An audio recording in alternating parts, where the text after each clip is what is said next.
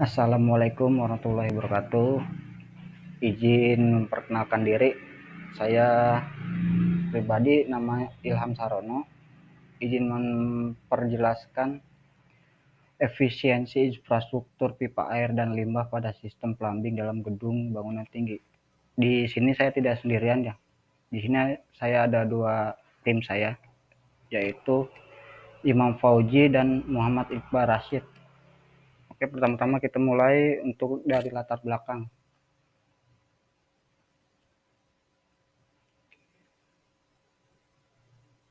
Pertumbuhan populasi pesat di kawasan perkantoran telah mendorong meningkatnya pembangunan tinggi sebagai solusi atas keterbatasan lahan. Bangunan tinggi seperti apartemen, hotel, perkantoran memiliki kebutuhan yang kompleks. Namun, tantangan utama pada sistem plumbing di bangunan tinggi adalah memastikan efisiensi dalam penggunaannya. Efisiensi plumbing tidak hanya mempengaruhi keterlanjutan penggunaan sumber daya air. Oke, kita lanjut ya. Nah, di sini kita mulai dari pengertian efisiensi infrastruktur dan limbah pada sistem plumbing gedung tinggi. Sistem plumbing pada bangunan tinggi merujuk pada penjaringan peralatan dan instansi yang dirancang khusus untuk memenuhi kebutuhan. Nah, secara lebih rinci, komponen utama dalam sistem plumbing pada bangunan tinggi mencakup pasokan air bersih, pembuangan air limbah, dan lain-lain, dan sistem drainase. Sistem ini mengalir air hujan dan air limbah berasal dari luar bangunan, dan ada lagi ventilasi dan pembuangan gas untuk memastikan sistem plumbing berfungsi dengan baik. Di sini saya ada gambar contoh untuk pipa pembuangan gas dan air serta udaranya. Oke, kita lanjut.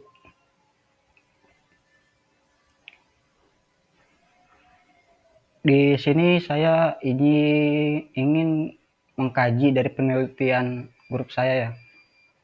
Nah, efisiensi infrastruktur pipa air dan limbah pada sistem plumbing dalam gedung bangunan tinggi, kita bisa merujuk pada berbagai aspek yang terkait seperti desain, sistem pipa, efisiensi energi, penggunaan air, serta pengolahan limbah.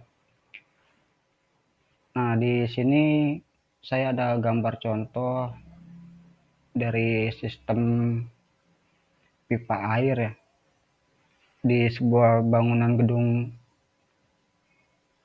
3 lantai. Nah, apa saja sih yang perlu disiapkan itu ya? Pertama itu kita ada desain sistem pada gedung tinggi, kedua penggunaan air dan efisiensi energi, pengolahan limbah, pemeliharaan dan kendala infrastruktur, sistem manajemen energi yang efisien, pendekatan green building, dan kelanjutannya. Ya, kurang lebih contohnya seperti ini ya. Untuk next kita mulai. Nah, untuk metodologi penelitian ini, di sini saya ada gambaran diagram alir ya pada sistem air bersih. Yang pertama itu ada mulai baca dan sensor dan menghitung air debit. Oke, kita next lanjut aja ya. Nah, di sini saya ada beberapa objek dari penelitian dan kajian dari tim saya sebelumnya itu ya. Dari sistem objek penelitian, sistem plumbing, suatu pekerjaan yang meliputi sistem pembuangan limbah atau air, buangan kotor dan air bekas, sistem venting air hujan, dan penyediaan air bersih kotor. Ada sistem instalasi air kotor, sistem instalasi air bekas, sistem instalasi venting, sistem penyediaan air bersih, sistem di atas juga karena menyangkut pembuangan air yang harus dilakukan ke saluran, yaitu sistem melalui air hujan dan air, instalasi dry AC dan sprinkler. Nah, di sini saya ada contoh gambar drawing ya untuk kapasitas 3 lantai atau di daerah sekitaran Jakarta. Oke, next kita lanjut ya. Dari sini kita ada beberapa rumusan masalah terkait tentang infrastruktur plumbing dan air bersih ya.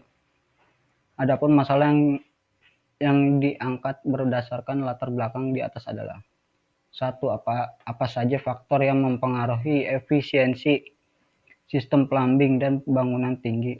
Bagaimana desain dan perencanaan sistem plumbing yang optimal? Apa saja tantangan utama yang dihadapi dalam implementasi sistem plumbing yang efisien pada bangunan tinggi? Nah, yang ini enak nih. Bagaimana peran teknologi dan inovasi dan mendukung efisiensi sistem plumbing? Nah, di sini kita ada tujuannya nih, yaitu ada 4 tujuan ya. Adapun tujuan penulisan makalah ini, nah berikut tujuannya nih: memiliki kinerja plumbing, mengidentifikasi pemborosan dan potensial penghematan, mengoptimalkan pembangunan energi dan air, memperbaiki desain dan infrastruktur. Nah, untuk next kelanjutan slide-nya nanti dilanjut oleh rekan saya yang bernama Muhammad Iqbal Rashid ya, yang lebih mendetail untuk penjelasannya lebih lanjut ya. Untuk secara teknis. Oke, kita lanjut untuk selanjutnya dengan saudara Muhammad Iqbal Rashid. Baik, terima kasih. Perkenalkan, nama saya Muhammad Iqbal Rashid Ramadan. Di sini saya ingin melanjutkan apa yang telah dibahas oleh teman saya Ilham. Oke, kita memiliki metode pengumpulan data pada sistem pipa air dan limbah pada bangunan tinggi. Yang pertama dengan metode observasi langsung yang meliputi penentuan lokasi, alat ukur tekanan, alat pengukur kebocoran. Yang kedua ada metode wawancara. Yang ketiga pengukuran langsung yang meliputi identifikasi titik pengukuran, manometer yang menggunakan alat manometer, flowmeter, dan termometer. Dengan alat uji kualitas limbah BOD COD meter. Yang keempat ada analisis dokumentasi yang meliputi pengumpulan dokumen desain, pemeriksaan rekam jejak pemeliharaan, evaluasi kinerja sistem. Oke, dari hasil pembahasan di diskusi kasus, salah satu masalah umum yang terjadi pada sistem plumbing di gedung bangunan tinggi adalah ketidakefisienan infrastruktur pada air dan limbah. Misal, di sebuah gedung apartemen bertingkat, sering terjadi kebocoran pipa pada sistem distribusi air bersih maupun limbah, yang menyebabkan peningkatan biaya pemeliharaan dan pemborosan air. Distribusi tekanan air tidak merata di lantai-lantai tinggi, sehingga penghuni di lantai atas mengalami kesulitan mendapatkan suplai air bersih yang memadai. Tersumbatnya saluran limbah akibat desain pipa yang tidak optimal, misal penggunaan diameter yang tidak sesuai atau tikungan yang terlalu tajam, sehingga menimbulkan masalah sanitasi. Kasus nyata misal ditemukan pada gedung tinggi di Jakarta, di mana sistem plumbing tidak dirancang secara tidak efisien. Akibatnya, pengelola gedung menghadapi biaya tambahan akibat kebocoran pipa dan kerusakan pompa air, serta keluhan dari penghuni karena suplai air tidak efisien dan konsisten. Di sini ada teori desain pipa, yaitu pipa minimum untuk mencegah penyumbatan. Misal, diameter pipa utama itu harus lebih dari 100 mm. Yang kedua, sudut tikungan pipa tidak boleh terlalu tajam, yaitu tidak boleh kurang dari 90 derajat dan akan banyak menyebabkan masalah.